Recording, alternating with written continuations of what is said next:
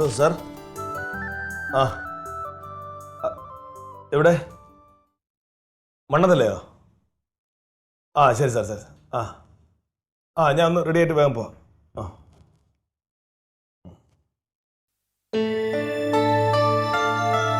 അയ്യോ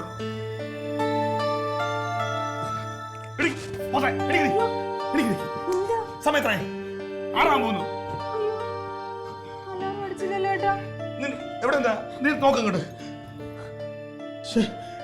അയ്യോ ഇനിയിപ്പോ ഞാൻ അലാറം വെച്ചിട്ടുണ്ട് കേട്ടോ. അലാറം അടിക്കുന്നത് എനിക്കറിയത്തില്ല. 6 മണിക്ക് മന്ത്രി പോകൂലേ? ഇനിയിപ്പോ എങ്ങനെ പോകും? എന്ത് ചെയ്യും? ഞാൻ കുളിച്ച് ഫാസിൽ നിന്ന് വിളിച്ചേട്ടെ. ഫാസിൽ വന്നു കഴിഞ്ഞാൽ സ്കൂട്ടറിൽ ഒന്ന് പെട്ടെന്ന് പോവാലോ. മൂദേവി നിന്റെ അടുത്ത് പറഞ്ഞിട്ടില്ല കിടന്നത്.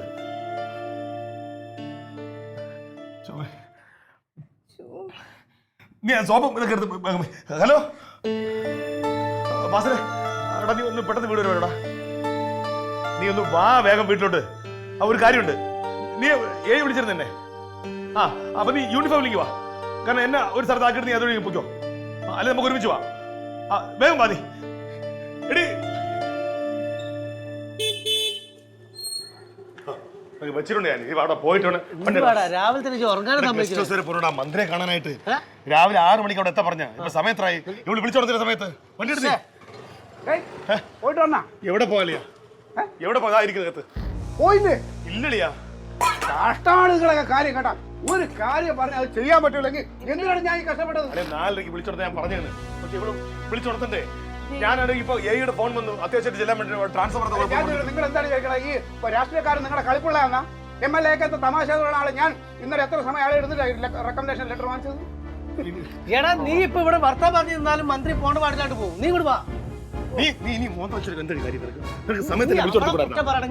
ഞാൻ എങ്ങനെയാ MLA മന്ത്രിയുടെ മുഖത്തൊക്കെ നോക്കും? നിങ്ങൾക്കൊന്നും ഇതിന്റെ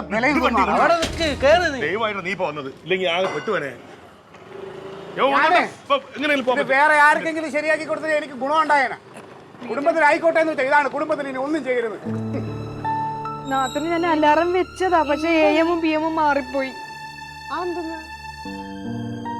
നീ ഇത് മാറിപ്പോയിന്ന് പറഞ്ഞിട്ട് കാര്യമുണ്ടോ? ക്ലീറ്റ് എന്തോരം ബുദ്ധിമുട്ടിയിട്ട് ശരിയാക്കിയതാ. നിങ്ങളുടെ കഷ്ടപ്പാട് കണ്ടിട്ടല്ലേ ഇത് ചെയ്യണത്. അതൊക്കെ എനിക്കും അറിയാം.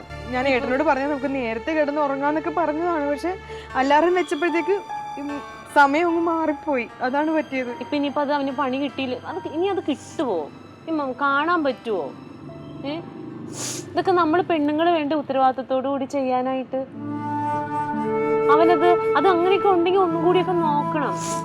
അല്ലാതെ ചുമ്മാ പിള്ളേരെ പോലെ അങ്ങനെ തുടങ്ങിയിട്ട് എന്താ കാര്യം? ഉത്തരവാദിത്തം വേണം. നമ്മൾ ഇപ്പൊ പറഞ്ഞിട്ട് എന്താ കാര്യം? കാണാൻ പറ്റുമോ? എനിക്ക് തോന്നുന്നില്ല. കാണാൻ പറ്റിയാ നല്ലതില്ലെങ്കിൽ പോയിന്ന് വിചാരിക്കല്ല. അതിപ്പോ എന്താ ചെയ്യാ? തിരിച്ചു വന്നിട്ട് എന്നെ കൊല്ലും. എനിക്കറിയില്ല. ഇനിയിപ്പോ പാവം ക്ലീറ്റോ ഇനി എങ്ങനെയാ മനുഷ്യന്റെ മുഖത്ത് നോക്കും? മെല്ലയുടെ മുഖത്ത് അവരെന്ത് നല്ല കൂട്ടുകാരായിട്ടിരുന്നതാ. നീ ഒരാള് കാരണല്ലേ ഇപ്പൊ ഇങ്ങനെ പറ്റിയത്. പോട്ടെ.